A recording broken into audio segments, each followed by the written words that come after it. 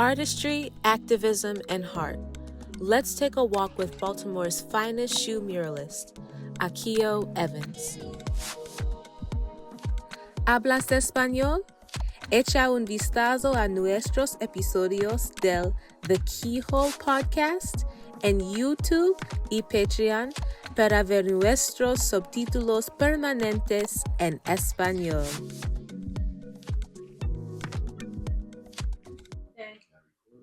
Yeah, I'm just trying to test. Okay. Testing. Go testing. ahead. 1, 2, 3. And this is me testing. 1, 2, 3. This is me 1, testing. 2. Right. Test. Yes, test. Okay. Am I in? Oh, and you got the okay, good. We're good. Brightness. Yeah. Awesome. And we're running a test. Oh, okay. See? My bad. Little out. No, that was me. I got to turn it back on again. Ah. There you go. Ah. And there it is. Right. Now, am I sure that this is doing anything now? Is it? It should be, right? It's on. It's on. But you want to make sure if it's, let me see. It's doing something. A little something. Yeah. Okay, yeah. I see it. Okay. All right. That feels more balanced. Right. Okay. All right. We in. Don't act like you're not excited. Yes. Don't act like you're not excited. Wait. I'm excited. Thank you. Hold on. What you got in the pocket? Oh, now you gotta put the lip. Yes, of course. I'm a. Hello, and you know I have several. He said 4. God, yeah. Ain't nobody gonna see all that. You know what I mean? You got the 4K joint. Is it 4K or 3K? What is it? Yeah. What kind of K you got? 4K. 60 stops. They gonna see it. 60 stops. This is a real powerful camera, you know. 60 frames per second. Yeah. They're gonna be like, The kid came on camera, she was dry. And I'm not going out like that. Okay. You're already out, so you were there. But you're doing your thing. That's okay. Not you had to get lips together just because. Yes. Right. Hello. Because they are not going to say that this is a podcast for people with dry lips. They're not going to say that. They're not going to talk about me like that. Because I deserve respect.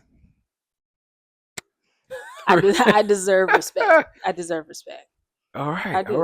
Okay. I guess the respect is given and the respect is earned, and we're here. Okay. Yeah. We're here. Yeah. Hi guys. Hello. Hi. Welcome to the podcast. Welcome. My podcast is called The Keyhole. Oh, okay. We are exploring artists and their artistry. Yes.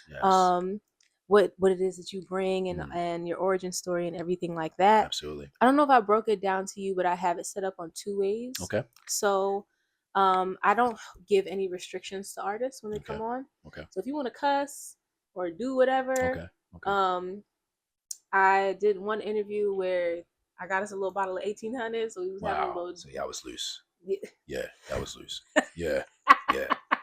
So we was on here drinking and stuff. Okay. So I have it set up to where I have the clean version. The clean version is gonna go on YouTube, and then I have the dirty version, explicit version that'll go on Patreon. And people gotta break me a little change to see that. Little BET uncut. Yeah. You don't even know what that is, but I don't. Okay. And I agreed hard too. You heard? Yeah. I agreed so hard, and I don't know what that is. BET uncut. You know what? When you said 106 in Park, you almost. We're not there. We're not there now. So we're just gonna move right along. Okay. Oh my goodness, you guys! I have the fantastic Mr. Akio Evans on here. Absolutely. He is a noted artist in the city. Absolutely. Shoe murals, clothing, style, fashion, storytelling, yes, films, absolutely, TV absolutely. shows. Yes. Your mom's basement. Yeah. He's everywhere. Am I in somebody's mother's basement? Oh my gosh, I never heard that. What is okay. Am I some type of? I'm trying to tell you, somebody's gonna be like, Akio?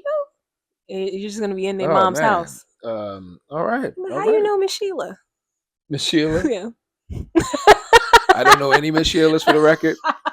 Look, if I you knew just I saw so him happen before. to know somebody, I knew I seen him before. No comment. no, that is a comment. No, this is just anyway.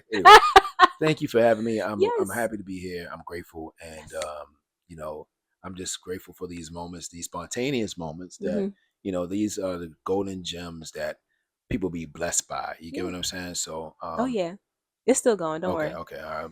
See, because now, because the screen went black, it's just us. So you can't feel like, oh, da da da, I say blah.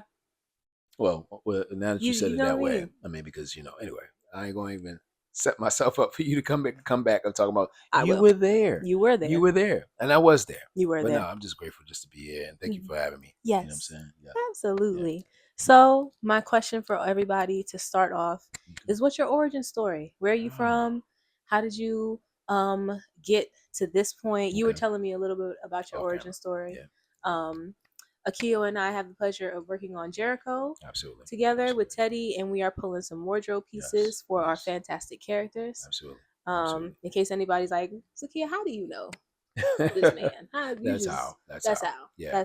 But yeah, my origin story stems from me being from East Baltimore. I've been born and raised from East Baltimore. Just moved up and down East Baltimore because my mother, me and my other siblings, my two siblings, my twin sister and my older sister. You have a twin. I have a twin. Are y'all fraternal or fraternal? Yeah. Okay. Yep. She's taller than me. You know what I mean? Yeah. How'd that happen? Listen, I wish I knew, but I dealt with her all my life. Who was the first?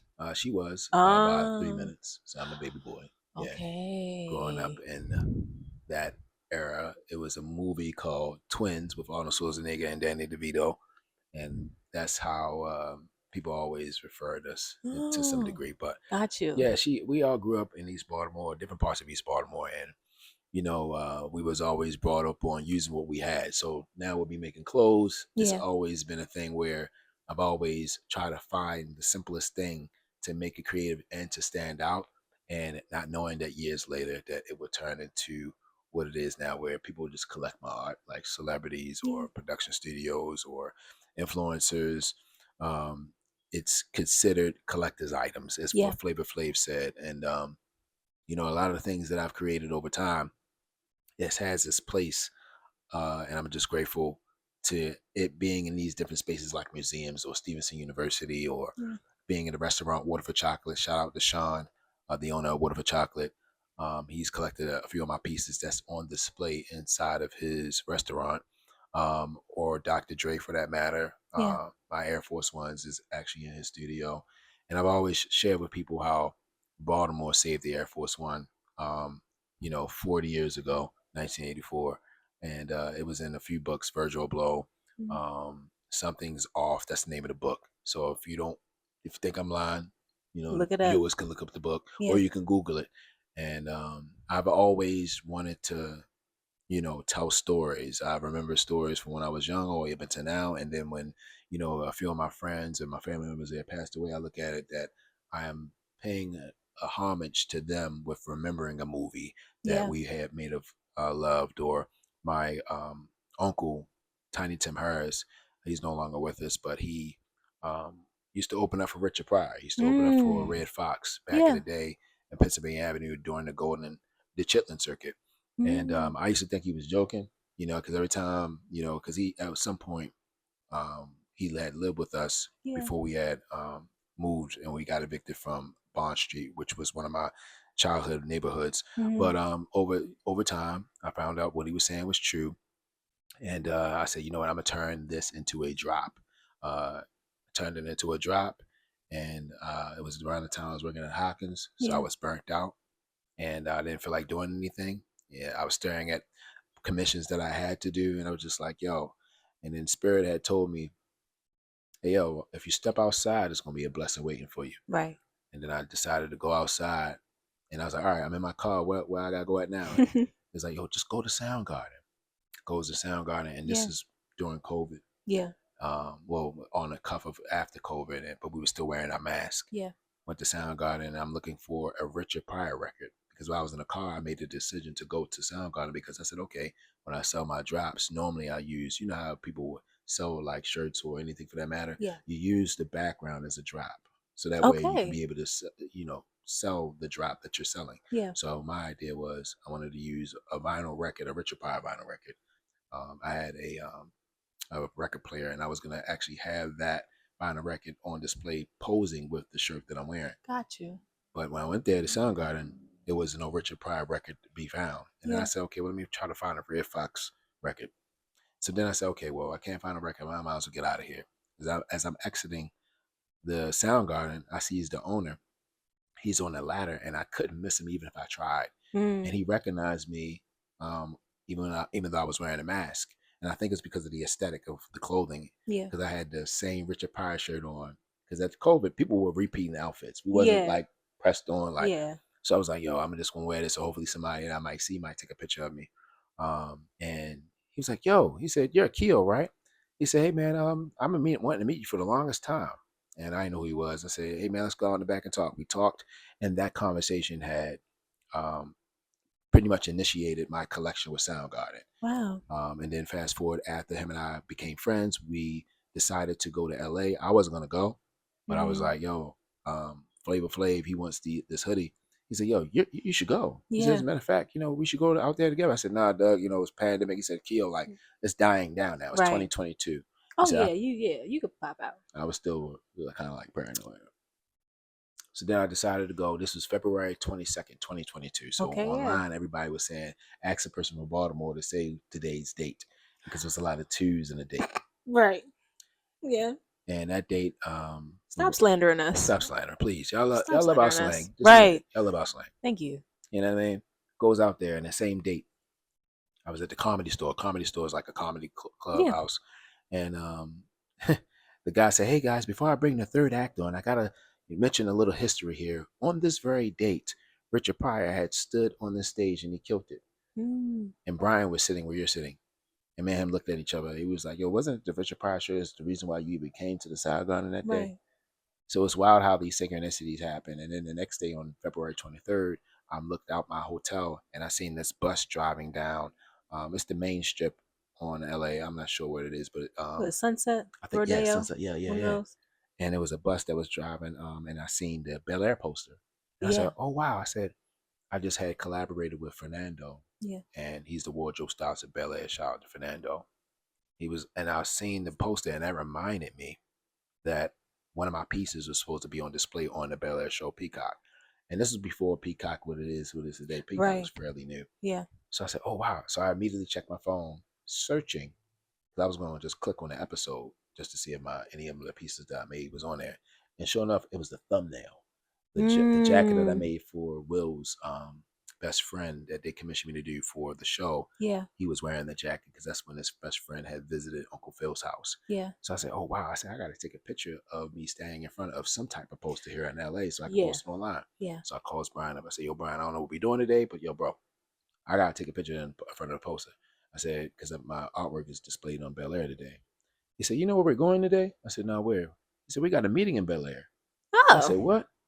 I said, yo, okay. So we goes to Bel Air, and I meet John Dismore. He's a band member who used to play for the Doors. He was a little late, but before I left, because I had another meeting with Ronaldo Green. Ronaldo Green was the guy who directed We Own the City that was shot here in Baltimore. And when I made Ronaldo Green, he had commissioned me to make him a pair of shoes. It was like $2,000 for, the shoes. And I was like, yo, look, Doug, you overcompensated what I would normally charge a person who I'm trying to build business relationship with. Right. But I remember I said, hey, I would love to actually do a pair for Will Smith if the opportunity ever presents itself. Yeah. He remembered that, and he contacted me on February. We already had planned that we were going to have a meeting out there in LA. Mm-hmm. And then as I'm leaving Wolfgang Puck. Yeah. Wild. The chef. I didn't even know he was a chef. There's a chef. I thought that was a Yes. restaurant. There is. So he has a restaurant, and Wow. then he's also a chef. So he's Austrian. What? Yeah, he's from Austria. Food was busting. I ain't gonna lie with you. It was Yeah. busting. It was the shrimps. It was like John was like, no, get the shrimps before you leave. And Brian was like, please, Keel, before you leave, tell him the story. I told him the story about the Richard Pryor story. Yeah. And then I left. And as I was trying to get into the Uber, as you may know, if you don't get an Uber in time, the Uber will keep going. Yeah. Because it keeps going all the way up. So Bernardo was like, you know how rush hour is out there. Mm-hmm. I was Rough. like, yo, Doug. I said, yo, I'm on my way. He's like, nah, yo, look, my wife's B-Day is tomorrow. I'm already in the Doug house, bro. Let's just FaceTime. So we FaceTime. He said, hey, man, remember when you said I was in Baltimore? You was like, you wanted to do a pair for Will. Yeah. The Oscars was coming up because Ronaldo Green directed King Richard. Oh. He directed King Richard. He also directed We Own the City. He said, hey, if you still want to make something for Will, yeah, now's the time. It's the time, but I know you still work at Hawkins. Hey, I would come out here if you can. I said, no, I'm coming back out here, bro. But yeah, let's do that. Mm-hmm. And I said, but you know where I'm at right now? He said, no, where are you?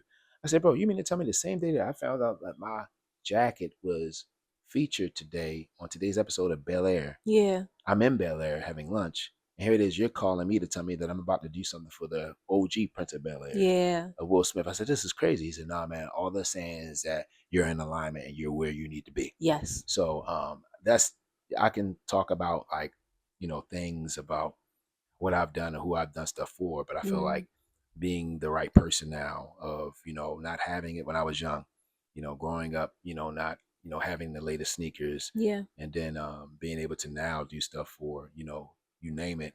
It's really a blessing that I look at it. And I don't take, likely, because I'm like, oh, wow, like it's more than just clothes. It's more so of intention. And it's, these synchronicities that happen only when you are where God places you and you're operating in your gift, right. And you're able to be in miracle territory for you to be, uplifted in a way. Right. And it's just a blessing, you know what I mean? So yeah. How, because you were telling me about when you were younger, you was a little rowdy. Yeah. And you were doing things you maybe should not have been doing. And I feel like a lot of young Black men can say that art saved their life in a certain facet. Yes. And now here you are, in the future, and you're getting commissioned, you're getting called on. How would your younger self feel to see you now in the future and to see like, wait, so you mean I got to do this and meet such and such, and like where would your younger self, did you even think that these things were possible for you specifically?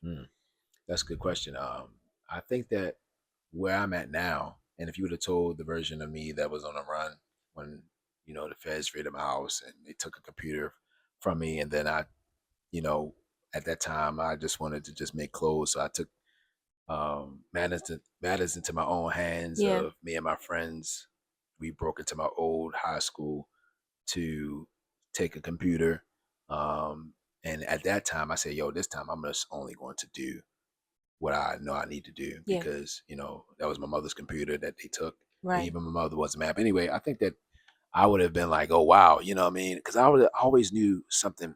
I always knew something was there, something was special, because I remember always going into places like this.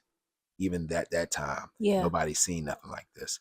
And even still today, nobody has seen nothing like this even now. I mean, you see a lot of renditions of how people doing their own thing. But at that time, it was something special. And people always remind me that what I was doing was something special. But I think the younger version of myself, I wasn't able to really focus to really see things on a longevity. I always looked at what I can do now. What can I have now? So I think that I would have been stoked. I would have been like, wow, like this is going to happen. But I'm much more mature now to really understand that things are not one dimensional, they're multidimensional. So where I'm able to look at it from this side, I'm grateful. Because I wasn't like considerate of nobody. A few of my peers and I, we would do things to cause and inflict pain and, on others, not knowing that like, yo, they're working hard. Individuals is just as the same. So I think that if I would have known this, it would have probably put me in a position to still use it, because I wasn't this person, yo. I Yeah. wasn't this person. You know what I mean? I wasn't mature enough, and I think that a lot of what we go through, because poverty brings forth unwise decision making, Mm. and I was growing up in poverty, and a Mm-hmm. lot of things that I've done, or a lot of things that I thought I needed to do, was a result of my thinking Yeah. that put me in these different other situations that, others and my peers, we were all going through the same thing. Right. So there's no change. And then when I'm looking at it from a perspective of, well, wow, when I went to High Tech Institute and I didn't go, like, I now look at education as being, something very important, because not only Yeah. because what we can do for ourselves, but initially, like, what we wasn't able to do, what our ancestors wasn't able to do, Right. taking advantage of it, not necessarily frowning upon people of how they talk, Yeah. and granted, I've my whole tongue, my whole way, I'm able to articulate now in a way you can still hear the Baltimore on me, but Yeah. back in the day, in my old tapes and all that, I had the roll school tops and bottoms, had my whole golds. You can, like, it was a, it was one of my old neighbors. Shout out to Ankasha. Akasha, she's a scientist. She used to go to Hopkins, and she's also was a scientist at Kennedy Krieger. She's not no Wow. longer here now, but in the building that I used to stay at, it was called the Baltimore Apartments. Um, I met all types of people that was from all over the world, and Yeah. I remember when I met her randomly, and just being nice, open up the main door for her to help her groceries, and every once in a while we would see each other. But then, she's like, "Hey, Keo, if you need something, invite me over to dinner."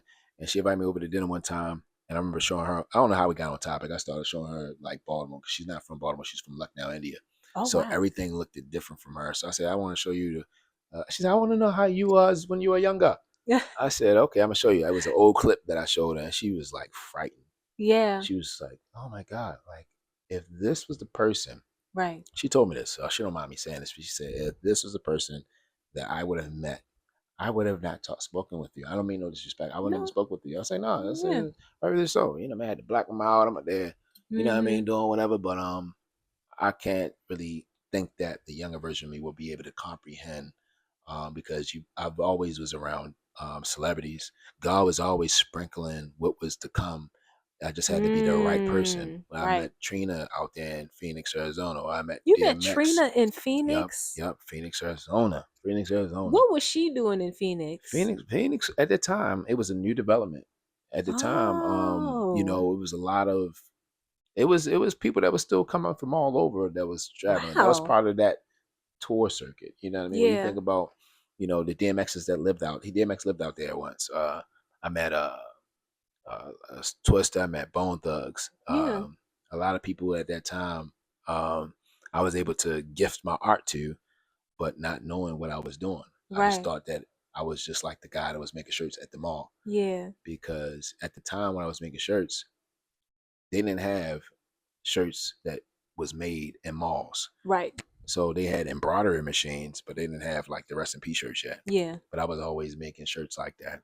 And I think that, like I said, it's all about knowing your worth and knowing your value. Yeah. With me understanding my worth now, I'm able to look at things from a different lens, to be able to take on that job that may be saying no to good to get the great. Yeah. Being though that, yes, it's good that you are operating in your gifts and your talents, but in order for you to understand that, when you understand your value, you start to say no to good to get to great. You start to say no to, you have to say no to everything, because you can't do everything. Right. And I learned that the hard way, with taking on jobs that probably pay me an incentive, and you giving too much of yourself to that one thing, Mm. you miss the opportunity to get the biggest opportunity that might come down the line. Where, so now you burnt out. Now Yeah. you can't take on, no matter how much they're paying you, whether they're paying you Right. 10K or whatever. Right. You can't take on that gig now, because you done did, like, it's quality. It would say quality over quantity. Yeah. And do the people that you're serving, do they understand? Do they get what they're getting out of it? That's why when we was before we got on camera, I was sharing with you what I do, because everything for me is story and signature. Your story is the most impactful. Your signature is how you leave your mark, what you're going to actually walk away with, how Yeah. you're going to leave that impression and imprint others to how they will walk into the path with their dreams. Either if it's not that, then we are just aimlessly going through life. And that's what I was doing. I was a guy that was, you know, doing everything under the sun with my peers, robbing people, making checks, MTA monthlies, or forging items, aimlessly going through life. And when you're aimlessly going through life, I was ricocheting. That was the name of my second clothing line. It was called Ricochet. You know what I mean? So yes, it don't.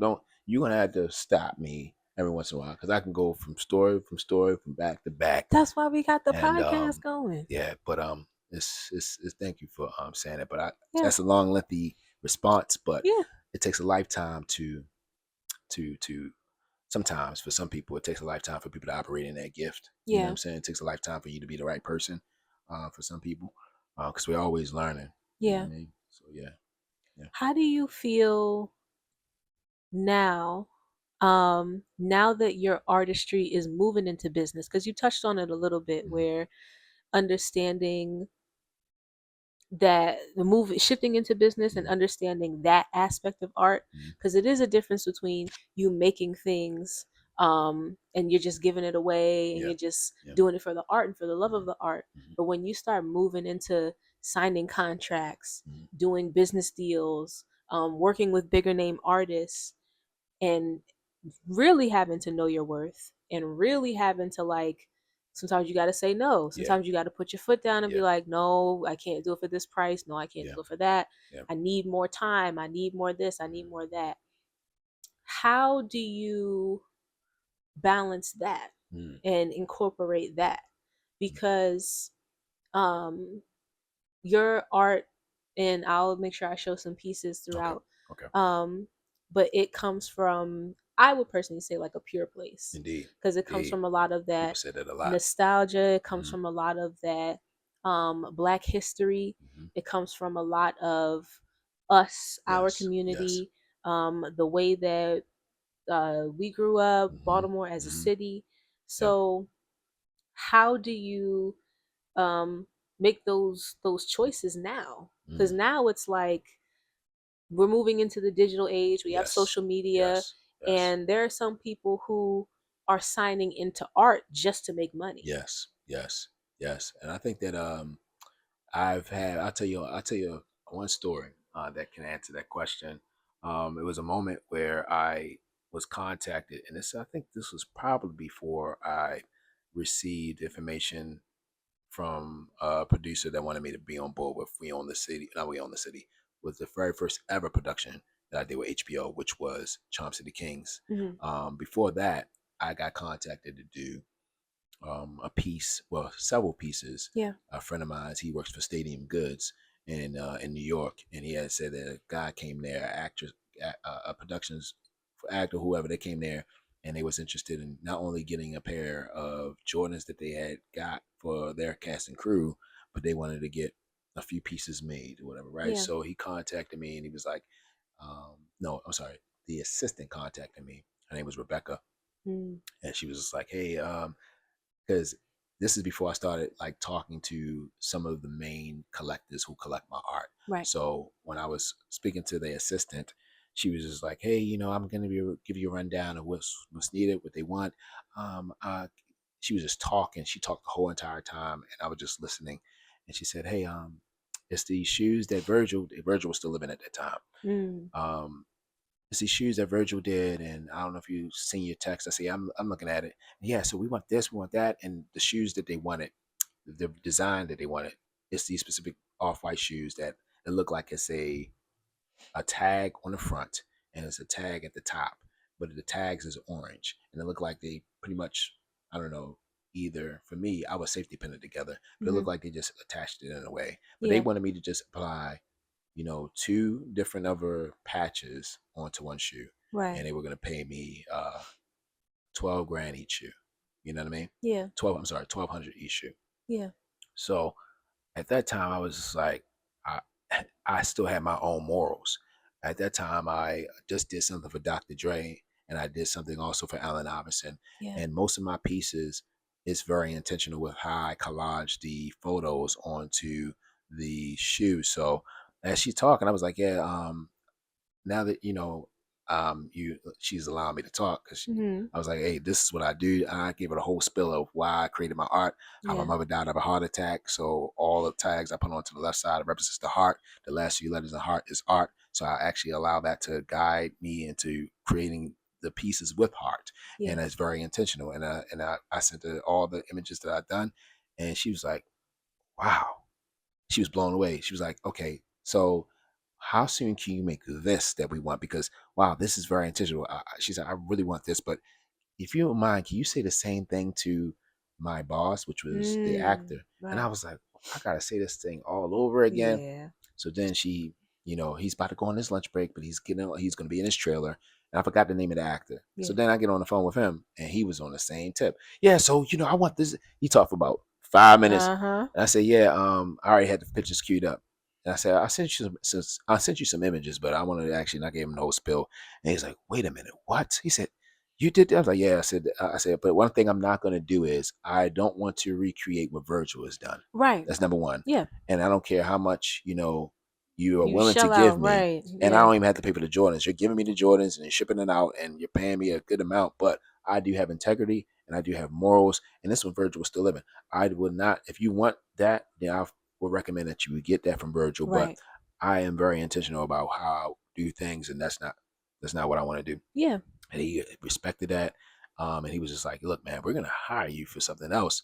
But most people who get in the game, like you said, to get the incentive to get the money, they just for the money, but Yeah. they don't know their mission statement. They don't know why they're doing it. I Yeah. know that my ode is to commemorate my mother and most of my art pieces, whether it's seen or not. So I know that when Dr. Dre and all these other individuals like Kevin Hart or, Jerry McCain or Katori Hall, from all these people, they have a piece of my mother now Right. with them as they're Mm. collecting it. Yeah. And that is an ode to her, but it's also something to kind of remind them it's a reflection of their career, Yeah. of what they can cherish. And then they also look at it from a different perspective rather than you just, consuming. It's about Yes. collecting. So I think that with that or with filmmaking, I was on set of GQ, and one time the bagging equipment that I received that they gave me, they they left $800 inside of the bag. And Oh. I don't know if it was planned because even when I got on set, it was raining all hard. They had me underneath the tent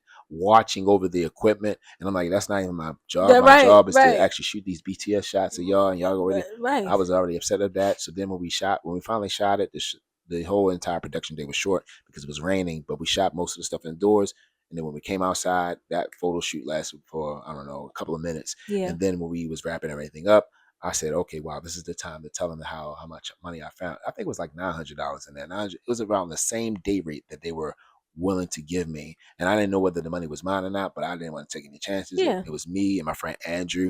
It was a white and black male from Baltimore, Right. and they were from Russia and some of them from Oh Germany. So I was like, yeah. I don't leave no bad rap on Baltimore. So what I did was I was like, yo, I told the guy Randy he had a red beard, looked like this guy from Gangs in New York. His whole mustache was like Curled up. curled up. I say, oh yeah, man, I want to let you know, man, because I got cool with him while we was on set, which we normally start to do. Yeah. I said, yo, and I pulled out the wad of cash and I gave it to him. It was like when he looked at it, it was like he didn't realize it was there. And I remember the photographer, the main photographer who was from Russia. They was joking about taking advantage of because they brought their families because they had to do a whole shoot for GQ. And he's like, yeah, I want to get my son to go to soccer practice or something like that. Mm. And then he took the guy took the money to the main the director, the photographer of the whole entire. Right. And he was like, oh, rad. And when he said, oh, rad, I said, they didn't. So, but my thing was, because Andrew had said later when we was on our way home, he's like, yeah, I would have just not said anything about the money. I said, well, yeah, you would have said that, but I said, I'm a black male, and I'm number Okay. one. But number two, we're from Baltimore, Right. and he said, but yeah, you don't understand, bro. You're not in the system. They're gonna wait till about 2 to 3 months to pay you, and which they did. It was like a net 60 before I knew what the net 60 was. Because Yeah. in order for you to get in the GQ system, you first have to get in the system, and then they can actually pay you, what they need to pay you. Mm-hmm. And I had to wait for the money, and I was grateful for when they give it. Yeah. But again, that's the second, not only just with the art, but just the morals of I'm thinking about others before I think of me. I think about others Yeah. who will come behind me Right. before I actually take on the job. Because if I now set the tone with that production who wanted me to do the Jordans for $1,200 each, and if I accept that, then that's me telling them that it's okay for you to treat other artists this way. I Yeah. don't be on set. I don't be in the trailer to tell you how I want you, unless I'm the director, how I feel like you should do what George Clooney should do, or you should do with Michael B. Jordan, whoever actor. Right. I don't say that I want that in you because you're a whole different of a person. Mm-hmm. If I want that, then I need to get Get that that from from that them. person. Yes. Art is the same way. Yeah. So yeah. Absolutely. Do you how do you feel about your relationship with God and how things have like shifted as your artistry has shifted? If that makes any sense. That makes sense. I was gonna say I feel like when I went out to LA and I was out in LA and I was by myself, and I was thugging, and I was production assistant, and then the writer's strike happened, and I had to start teaching, and I actually went through a lot. Like I became homeless for about 5 months. I was sleeping in rental cars. I lost my car. I lost my apartment. Like I was in that mode of having everything stripped from me. But my faith was so incredibly strong and so incredibly high that I just knew God was going to give it back to me, and it was a temporary circumstance. So, and I feel like art is like half faith. Always. Or like 75% faith. You know what I mean? Like, I was having a conversation with someone yesterday about like going to college and feeling like I picked the wrong major, and I don't feel that way. I still love film wholeheartedly, and matter of fact, I was intentional and I chose to get into film because I felt like it was something I could do forever. Indeed. It's something that there's no time limit on it. And there's no like it's not like tech or anything where you gotta rush and everything's now and now. So how do you feel just having that faith journey alongside the art journey, and because you have connected with so many big names, but you being out in Hollywood, being on set with some of y'all, okay, you know you meet people that get around certain names and they start to get a little funky. No, I believe that wholeheartedly, and that's true.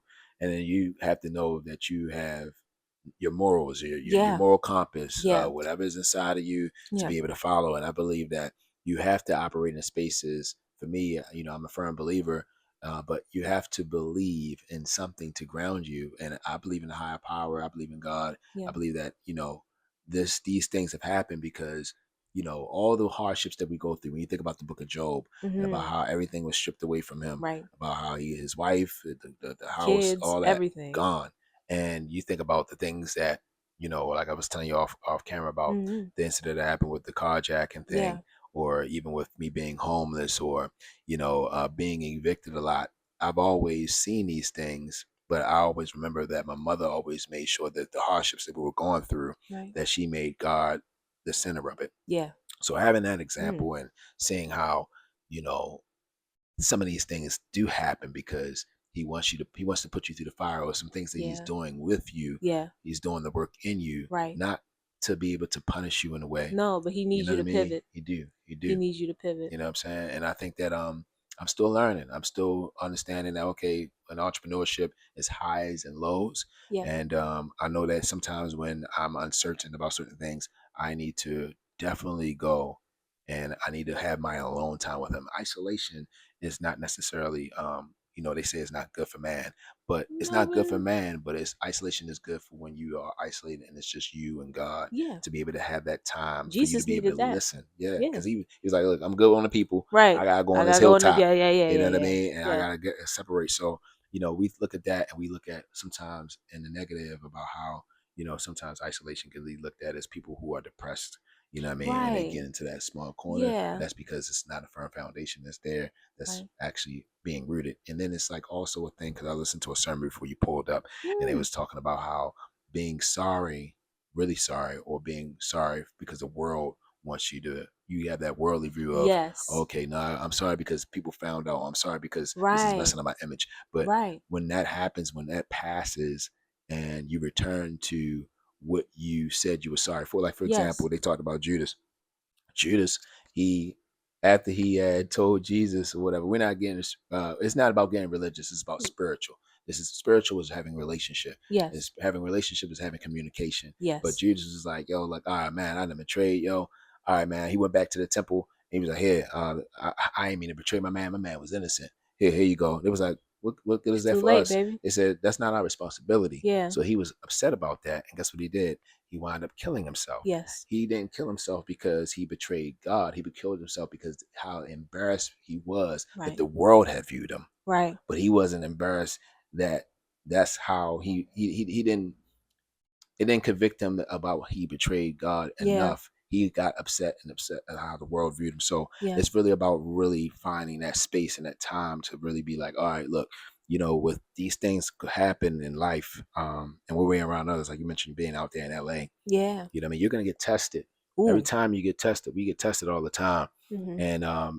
And it's not to say that we are going through these things for the grace of our own selfish ambition. Right. It's like, okay, what are you doing? Okay, I'm gonna have this happen because when you start to talk to these kids that are, you know, in the jail, in the prisons, and they've committed murder, and you didn't know what they did, but then you pouring into them that like there's hope, and then they're able to identify and connect with you in a way where had this not had happened, and I'm testing you to see if you're willing to forgive, because if you're willing to forgive yourself and the things that you've done, right, and then you should be able to forgive individuals who've done and inflicted the same thing, same pain and trauma that you inflicted on others. right. You should be able to do that, and that's a test. And now that you've proven that test, I'm going to do what I need to do to elevate you. So the spirituality component, you know, I can go all day about that, but I'm trying to like really keep it on the green screen preview for you watch a movie, because I don't like to necessarily bombard people with information. I want people to have their own life experiences when they go through it on themselves, because granted, we all have our own individual journey, right, and we only can walk through it alone.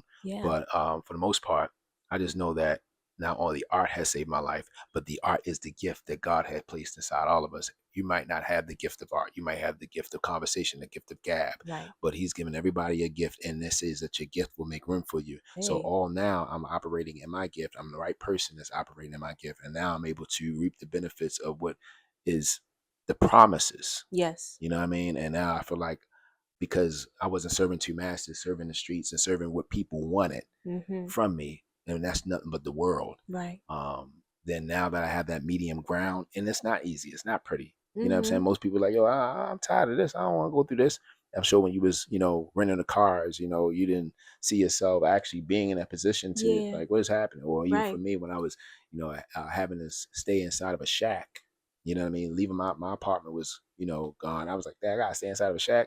Oh man, I gotta work this night shift. I gotta do all this. But it was all things work together for the good for those who love the Lord. So it worked for me, and it's continuing to work for me. Even, and we might not like it, but you know, we gotta all carry our own cross. You know what I'm saying? It depends what that cross is for you. That cross might be you not have discipline to you know, be with in a position to not necessarily like look at, you know, the opposite sex in a way, like meaning like your lustful eye, or it might be you might not be able to like drink. For me, I ain't drank since 2019. It was just a conscious decision that I made, because I was always like, yo, I want to know what I look like that doesn't necessarily need that. Every time I went out to the club, or every time I went out to what's the name, my anxiety would kick in. So I was always growing up in communities where we wouldn't go to a club with parties like that. We would go to house parties, or if we did hit the club, we would always drink. But then when you're an adult, you know, and you never got a chance to really get to know people. I'm talking about know people. Understood. You know, it's like, okay, let me remove this so I can really know you. Yeah. Or let me remove this so I can really know myself. Let me remove this so that way I can really step into who I feel like is there, that's being buried. Every time I do this, every time I do that. So then I went through a series of not That's drinking. a word for somebody now. And I'm like, yo, like, let me stop drinking. Yo, let me just chill. And then I did that. I said, yo, because I used to drink when I was 10. I used to drink. I was 10 years old on Bond Street. Used to drink champagne with Chris. You know what I'm saying? So a lot of things that I've done at a younger age, even smoking. My mother caught me smoking a cigarette and drinking with my man Trey. I've done that. And I was like, yo, like, okay, do I follow the same footsteps that my dad did? Because he had a tumor, because he was an alcoholic. My word. So at some point, I got to figure out, I either got to let these cigarettes go, which I wound up doing, because, you know, his DNA is embedded in me. Yeah. So I have to break that cycle. Yeah. And I believe that was another part and shift. And I always tell people I always want to be back with drinking if I do decide to drink. But I wanted the same power that I have over drinking as if I have with weed. Yeah. Because when I stopped smoking cigarettes, I had to give it something. When I stopped smoking cigarettes, I had to start smoking Black and Milds because Black and Milds is known to be heart busters. Yeah. So I was like, all right, and then I was dating my ex at the time. And then when you put out a Black and Mild, it smells. Yes. So then it's just like, all right. And I know eventually like that would annoy me. But if I get the urge of not smoking the cigarettes no more and I go to Black and Milds, by the time I want to go back to cigarettes, I don't feel that no more. Right. And that's what happened. Yeah. I had to give it something. Sometimes we can quit something. What with drinking though, it was cold turkey, but it was like, yo, I couldn't give it anything. I had to give it all me. I had to give it. It was all mental. And then it was times when I stopped, and then I was at brunches, and I said, yo, a drink would be good right about now for me to chill. But I stayed loyal to the plan. Yeah. Of me wanting to know what. And now when I go to parties, even right now as I'm talking to you, what I wanted, I manifested of me being able to be social, me being able to like not necessarily need a liquid courage to be able to be. And he's done that. He's done that for me. And I know he could do it for anybody else, but we gotta want to do it. We not can't want to do it because the world wants us to do it. We have to innately want to do it because that's what our heart is telling us.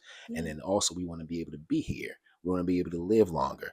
We want to be able to not think of life. I mean, not speak death, but speak life. And it's been a journey. I'm gonna tell you, but I always tell people, I said, when I come back, I feel like I'm gonna be reaching a few milestones, owning a few properties, and I'm gonna be at the beach with my cup, and that's when I feel like I reached a few milestones to tap back into drinking. But as of right now, you know what I'm saying, I've been around Dave Chappelle. I've been, smoking out there, everyone. But I don't. Last time I smoked in Yellow Springs, Ohio, in 2022, when I left my job, I didn't have the desire or the addictive personality, because the addictive personality is not just the drug in itself; it's the personality or the addictive motive that you have to do every time you're in a setting. Yes.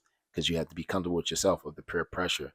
And so I'm out there like I mean I ain't blow since then. Yeah. You know what I mean? I just wanted to have that same control, and I had that with alcohol. Yeah. But now I feel like, no, yo, I want you to earn it. I want you to be able to not earn it because you want to be where you want to be. I want you to be able to bless others, so that way when you finally be able to be in a position, not just look at yourself, how many people have you impacted? How many people have you set up to be able to? And that's when I'm like, all right, I can do this now. I can lay my head down now. And a lot of people, they be like, we be geeking, we be laughing, and they be like, yo, you sure you ain't drink with me last night? I'm like, nah, I was just chilling. I had my mojito. I was dressing it up, but it's ways we do things. And I'll close it with this. Basically, like, there's so many things that may happen for you. Yeah. But when you're completely conscious of it, cognizant and conscious of what's happening, I feel like miracles, I'm more aware of it. Or you're dreaming about people and you're seeing them the next day. I have dream journals that I wrote down, keeping things track since, for a long time. And I think that it's so much, man, that I feel like it's I don't want to get too deep. That's why I'm editing myself. But it's so much that that is there of being fully having clarity. You know what I'm saying? And I'm just grateful to be able to, and everybody has that journey. I'm not telling people to not, you know what I mean? Because I got my friends, my sister, everybody, we all be chilling, we all be geeking, but I'm just doing what's for me, because my sister wasn't drinking at 10 years old. My friends wasn't doing it. I did it early, so I'm just trying to like really see the new me. And then I feel like I missed out on a lot of things. When my sister was going to college at Wake Forest University, I was in the streets. I was getting locked up in Phoenix, Arizona. I could have been going to High Tech Institute. I could have went to all these colleges. I could have done all that, but I played. Right. I played. So now I feel like it's no time for me to play no more. Oh yeah. You know what I mean? So no, that's for sure. Yeah, that's it. And then I wanted to ask you about your family, and you touched on it when we were talking off camera about your family and their history with art and comedy. And it's funny how when I can only speak as a Black woman, how the bloodline can really it is strong, and it really impacts us. I remember I was watching Miss Tina knows Beyonce's mom talking to, who is she talking to? Oh my gosh. black gentleman with the locks. He interviews people and has them come on and drink and eat. I seen a thumbnail, but I didn't click on it. But I know what you're talking about. I know If I get his name, and when I get his name, I'll put it across the screen. But she was saying that her on her mother's side, there are like Solange is a name that like 4 people in her family had the name Solange. She didn't even know about it. And then she ended up seeing Solange's name in a book, in a French baby name book, and named her child Solange, and it's a part of her heritage. And I just feel like the family ties, the ancestors, the bloodline, they always have a way of reaching back and reaching for us and pushing us towards certain things and pushing us into certain spaces to allow certain things to blossom. And how do you feel now, understanding that you had uncles that worked in the industry, and now here you are with a comedian like Dave Chappelle, a comedian like Kevin Hart? It's so wild. And you are a shoe muralist, and you come from a man that used to paint murals. Yeah, absolutely. How do you feel now? Do you feel like a full circle moment? Do you feel like, man, something's going on, like, so I'm on the right path? How does it make you feel now? It makes me feel like, yo, like there's so many there's so many answers to name a few, but I think that I'm still pinching myself. I'm still, because my uncle's like, yo, he dealt with these comedians, and I'm dealt. And before he left, before he transitioned, I got him on camera. I was filming him and all that. And he was just like, yeah, nephew, you just another nigga that's doing what I've been doing, but you're doing it in a different way. You're doing it in a different form. Right. And it's just a blessing just to be able to see, and not knowing that you're fulfilling or you're doing what your ancestors or people that came before you has done. You're following that same path in your own way. And I can't really put it into words, because it's like so many examples of my mother. She's been a seamstress. Wow. And your mom was a seamstress. She was a seamstress. Did you ever she crocheted? Think you would get into clothing? No. That is insane. No, I didn't know that. I was like, yo, and wow. And then being know that, yeah, it's so much. It's so many. And then with my family being an artist, and my twin sister being an artist, I feel like that came with my mother sitting us down, watching movies that we talked off on camera. And it's just us really being immersed with sparking imagination in our mind, for us to be able to look at not just the one-dimensional world of what we always used to with the New Jack Cities, but no, look at Never Ending Story, or look at Lord of the Rings, or you know what I'm saying, look at these other things to kind of expand your mind. And it's really been amazing just to really witness. And I'm still witnessing, like, why is Harriet still following me? Like in 2006, 2007, I was always putting Harriet on hunting camo. I used to get cracked on wearing hunting camo, because at the time it was only worn by rednecks. And people used to be like, yo, you trying to be a red? I'm like, nah, dog, I love Wu-Tang. Wu-Tang will wear hunting camo, or they will wear the army fatigue. And I like wearing it with my butters. That always looked good with butters. And I'm just like, yo, like, nah, that ain't that. And then I started to try to get people to see what I seen, as far as like Harriet and the hunting camo. If she was in today's world, she would be wearing hunting camo. She wouldn't be wearing pink. She wouldn't be wearing none of that in no woods. No, you're right. She'd be wearing hunting camo, because people were hunting her. She was being hunted, but she had to survival tactics, camouflage into the woods. She went to Maryland, Baltimore, Maryland, to Canada 11 times. All this is documented 11 times. Underground Railroad is connected to Camden Yards. So it's all these things and all the stories. But anyway, Harriet, man, it's like I've been using her as like, I feel like lately, it's been helping me. I know that she's with me. I know that even stories of Anna Mary Douglas, where people don't even know the very first wife of Frederick Douglass, and how her Frederick Douglass' wife was a seamstress, how she was a designer. When you see Frederick Douglass and all his cloaks, she designed all those pieces. And how she met Frederick Douglass in Fells Point, Baltimore, and how when she met him, she said, no husband of mine can be a slave. And how she was like, yo, like, what I'm gonna do for you, I'm gonna make you a sailor's outfit. She made him a sailor's outfit, and she sold her feather bed. And when she sold her feather bed, she was able to get a New York ticket. She gave him the New York ticket. He was able to disguise himself wearing the sailor outfit that she made. He went to New York, and that's how he was free. And they married in New York. She died at 40 $44, and then his new wife, which was white, she was like, hey, can I have the clothes? She was like, no, you can't have the clothes, because all you want to do is sell it. Because at the time, as you seen Frederick, he was bad, yo. He had the cloaks, he had all that. She designed all that, and she said, no, I just don't want to sell it. She said, I just feel like it's a spirit in this house. So that, to answer your question, his wife wanted to get rid of the clothes because she said she felt a spirit in the house. So he said, yeah, she said, very well, that's why I'm keeping it. Yes. Right. And because I don't want to forget her. Yeah. Right. And it's amazing because if she felt it, then who's to say that these individuals are not presently and currently here now? Right. Because when you see this hunting camo piece, Harriet, yeah, it's like some people might look at it where as though it's like, nah, this is not pop. This is not, I'm not popularizing this. I really want you to see what she's done. She led a battalion. Right. And in that battalion, one of the battalions she led, it ended up in gunfire. You know what I mean? So, but in most pieces, I put like the lacing on the left side because I want to show people that she was a human. She was somebody's mother. She was Mama Moses, and she had prophetic dreams. Yes. Is what I, don't want to go into. That's a whole other story. But it's just like, I didn't realize that. I was at the Visionary Art Museum, and the director at the Visionary Art Museum, and she loved it, hadn't come up, I had that piece on, and she said, but, hearing your story, Keo, it's wild because, you be having these dreams, and that reminds me of her. I said, I didn't even think of that. Right. So it's so many synchronicities that, to answer your question, is towards like how I'm looking at it from a point of view of how my uncle was a historian. Yeah. And he told stories. Every time I would ride around, he would point at this, point at that. And I'm low key the same way. This is his ring that I got on right here.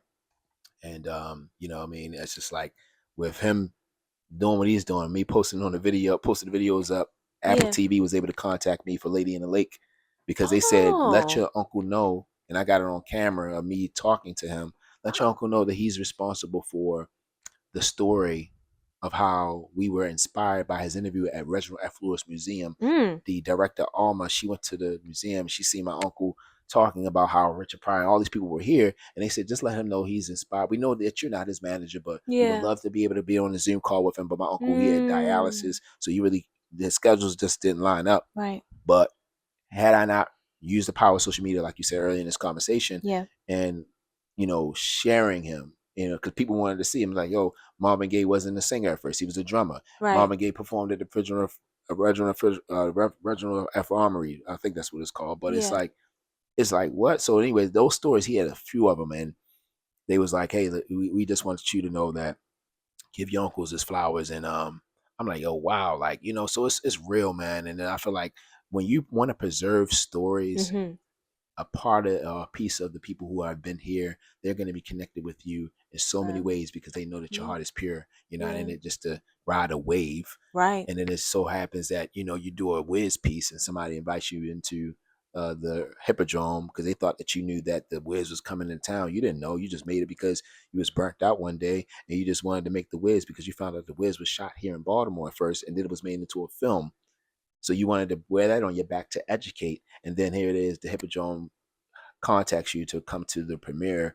It's like, because you gave, you intended, and, it's so wild, man. Like I said, I'm only giving you bits and pieces, but it's deeper than even what I'm able to, because I don't want to be talking all day, but it's deeper than just that. But I would say that it's just like Star Trek, and I quote Star Trek all the time. It's about like how Star Trek, my uncle loves Star Trek, by the way. But you had to be beamed up. In order to get beamed up, you had to be in that capsule. Yeah. And the capsule is just you being the right person. Right. So you can't call the person from the ship and say, yo, like, beam me up. I'm like, all right, beam me up, Scotty. You got to get right in that beam, dog. Like, you might get beamed up, but if your arm halfway in there, your arm going to get beamed up. But you got to put your whole body, you got to put your whole mind, body, and spirit into that capsule. Yes. And then miracle territory happens. You're right in miracle territory for God to lift you up, for you to be where you want to be. No distractions can't be there, and distractions can come in many forms. It can come in alcohol, it can come in a person, it can come in a dog. You know what I'm saying? But sometimes dogs is good because they get you up out of the bed early in the morning, you be able to walk. Right. But I feel like God is omnipresent. He's everywhere. Yes. You know what I mean? And he's definitely been guiding me and leading, guiding, and directing my footsteps. And so hope that answers your question. Yeah, it does. Absolutely. Yeah. And then I wanted to take a few minutes Okay. to bring some pieces on camera. Okay. All Are right. these pieces we can show? Yeah. I mean, I guess we can show. You know what I'm saying? A little bit of something. You know what I mean? I'm about to say because he's you a know, businessman, you know running what a I'm saying? business, You know man. what I mean? Well, what one would you specifically want to bring on camera? You know what I mean? You know, I really like the yellow piece. Okay. You saw the Basquiat. You know, I really like this yellow piece. Okay. We can start with that because we talk about art, so we can bring that. Right. You know what I mean? This piece here, Yes. and then I can tip a tap tap. Okay. So you can see. Yeah. Okay. So we have this piece here. Yes. Right. We got the Basquiat. Y'all know. I made this in 2021. Okay. So this is a piece that is archive piece. And yeah. Okay. Got that. This one. And then, you know, I like this one with the row houses. Yes, the row houses. So this right here is just my one of my family members. I wore this at the Baltimore Met Gala in 2022. And as what we was talking on camera, he painted these murals all around the city of row homes. And Okay, this one, and then the Green Lantern. The Green Lantern. This is from the comic book series Akio's Glorious Heroes. This was made in 2021, I think. Tell them the backstory with the KKK. Oh yeah, so yeah, that's Green Lantern's character. He's battling the KKK, and this was one of the controversy issues, as well as Black Panther had one too, where he was battling the KKK. But this is DC Comics. They was doing that. And then this is the last but not least, yes, is Chadwick Boseman. Yeah. So Chad and I, man, like I think that this piece right here is like more than what I've been able to share. What most people know on social media. You know, I think that talking about this piece, man, is on a whole different wave. But what I want to say is this: when I released this shirt, this Black Panther shirt, man, it was weird because in 2020 I went through like a breakup, and I got off the grid, wasn't on social media like that. But then when I finally popped up, I started sharing like the shirts that I started making, and the shirts that I started making was pretty much all these comic book issues that you see right here from the 1968 Black Panther issue. And when I made that joint, man, like Chad, technical difficulties, y'all. We had to go out, but that's fine. That's fine. So August 26th was when I started. So I had to take over Visit Baltimore. Visit Baltimore is a nonprofit, but they kind of like shed light on what's happening in Baltimore, like the positive stuff that's happening in Baltimore. So I was on my hiatus. You know what I mean? You know how you go through a break. I'm like, I ain't posting nothing. Then they had contact me out to be like, hey, we want you to take over our Instagram. I said, oh, man. Mm-hmm. So then I took over the Instagram, and then I started sharing these pieces, and people was like, yo, I want that Black Panther shirt, bro. Like, nah, dog, you did that. I had wore it with my off-whites, and I'm gonna tell you that's why that's significant. I wore it with my off-whites, my Virgil Blue off-whites, with the Vulcan shoes, and with the shirt. I took a picture with me wearing the mask, and because I was outside. Yeah. And so then I finally made the decision. I said, all right, y'all, I'm listening to what y'all saying. Y'all want me to release this comic book shirt? I'm gonna do that. Right. That was August 26th. August 27th, I said, yo, I'm making the decision to drop it on Saturday, which was going to be August 28th. Yeah. I said, all right, y'all, look, tomorrow I'm releasing it, 12 noon, August 28th of 2020, that's when Chadwick Boseman had passed away. Wow. So, I was like, yo, this is wild. And then I removed some of the images because I was going to drop it. It was like, nah, Kyo, look, you was already going to drop. I said, nah, yo, I'm not making this into a drop. I just don't feel comfortable making it into a drop. And then that was August. So September, October was when I decided to release my very first superhero series, and it was Meteor Man. Why did I choose Meteor Man? Because Meteor Man, they shot and filmed the Meteor Man film here in Baltimore. And he was the very first Black superhero, the unofficial Marvel film. But when you considered Blade as a Marvel film, that means that Blade was filmed in 1996. Meteor Man was filmed in 1993. So when Ryan Gosling on Deadpool 2, when he announced that Blade was a very official Marvel film, you got to go back to 3 years later, which was Marvel, because Robert Townsend's character was made, him and Stan Lee, they collaborated. They made it into a Marvel superhero. But there'd be synchronicities of Chadwick Boseman. And then the reason why I said off-white, because Chadwick Boseman, he had passed away. Yeah. And then in 2021, Virgil Abloh passed away from cancer. They both was fighting the same type of cancer. Yes. And then when they was at the Louis Vuitton fashion release where Virgil Abloh had first got the lead director of Louis Vuitton. Chadwick Boseman and him embraced. They hugged, but they didn't know because they both didn't make it publicly known that they both was fighting cancer. Yeah. So that was the shirt that I had wore the night of, the incident that took place in July 29th when I was, carjacked, what I'm saying? And I wore that piece and, it was white. It was a white shirt.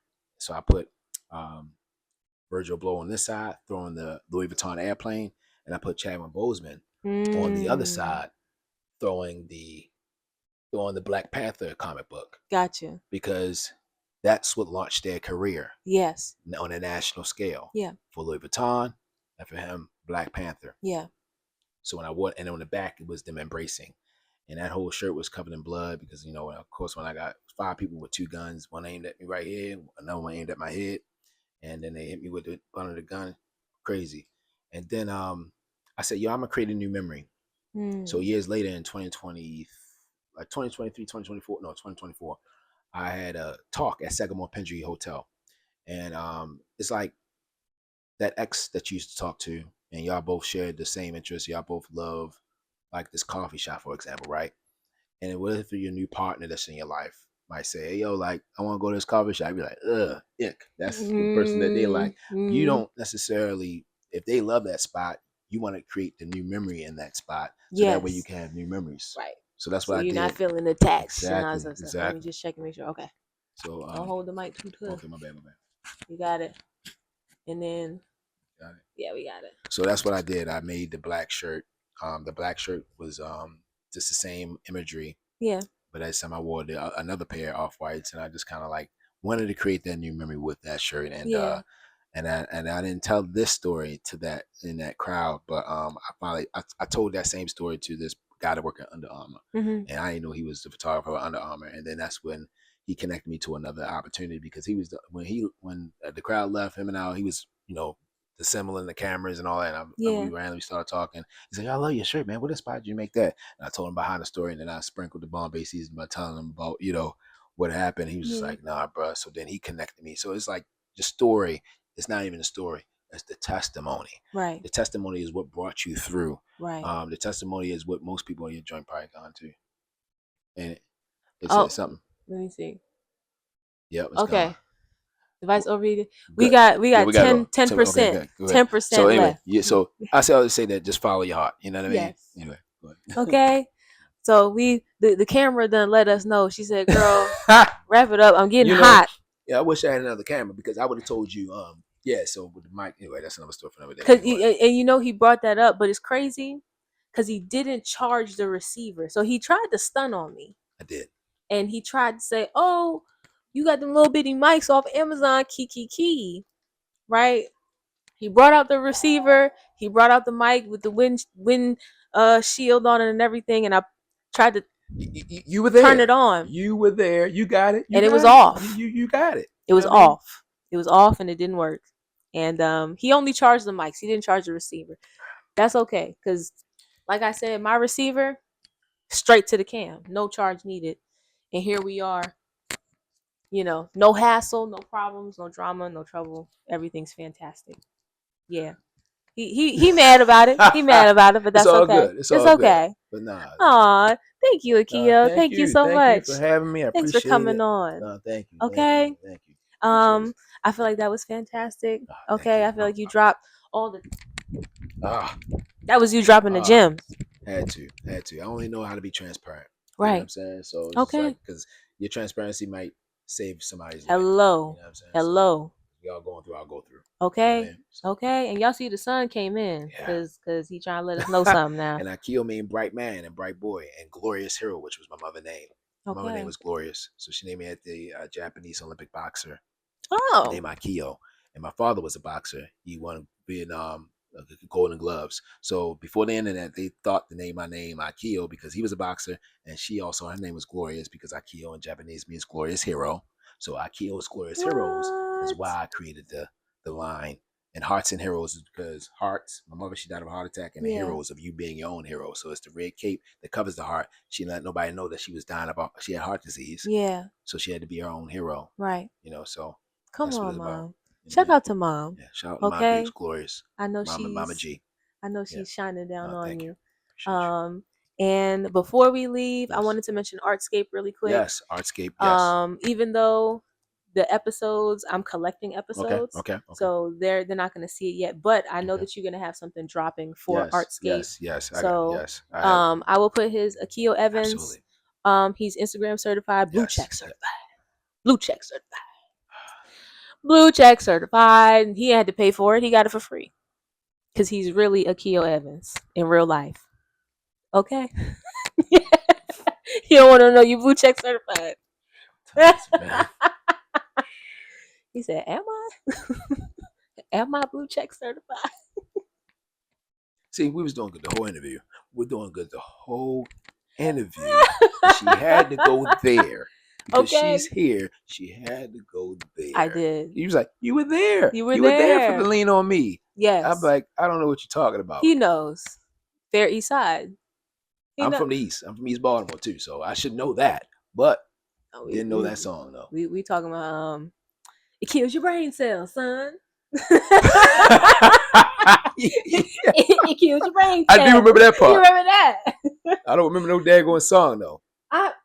If y'all remember to Lean on Me, we're gonna wrap this up right now. Morgan Freeman, just Lean on Me. Just put that clip in there. Just add that. And they sang, and I feel like yes. And it was some boys group. I'm trying to tell you. I believe you. There's no cap in my rap. I know what I'm talking about. I know you do because you were there. I you were there. Yo, but he was there first. You were there. That's how she did it too. She did with the pinky. You were there. He was there first though. Okay. Because he remembers. Like I said, I got to jog your memory. I know why you do that. They were there because these little mics. Right. You were in here. You know what I mean?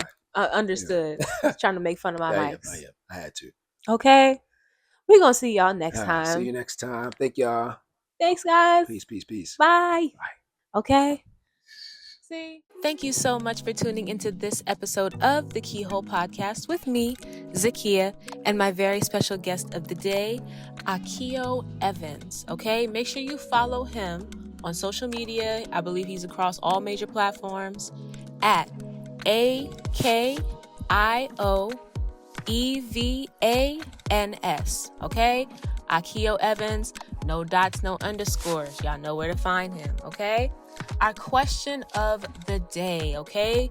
We had a wonderful talk with him about being Black, being in the art realm, being in the fashion realm. So my question for you guys is, can you name drop for me some underrated Black fashion icons? I'm going to be so honest with you guys. I don't even want to see celebrities in the comment section, okay? I don't even want to see, I'm not even going to lie, okay? I'm trying to see your grandma. I'm trying to see shout outs to my aunties, shout outs to my high school principal. That's the type of stuff I'm trying to see, okay? Underrated Black fashion icons, and tell me why. Okay? Tell me why. Give me some reasons. Defend your case. Okay? And let me tell you something. If you're not Black, that's okay. Name some fashion icons from your local city, state, place, everything. Okay? I don't care where you are. Drop some icons. Drop some underrated icons. Okay? Thank you guys so much for watching. Thank you guys so much for tuning in. Thank you guys so much for listening. I appreciate your presence. And I'm so excited to have you here. Thank you. Gracias por estar aquí. I'm going to get it right. Okay? I'll see and hear from you guys next time. Bye.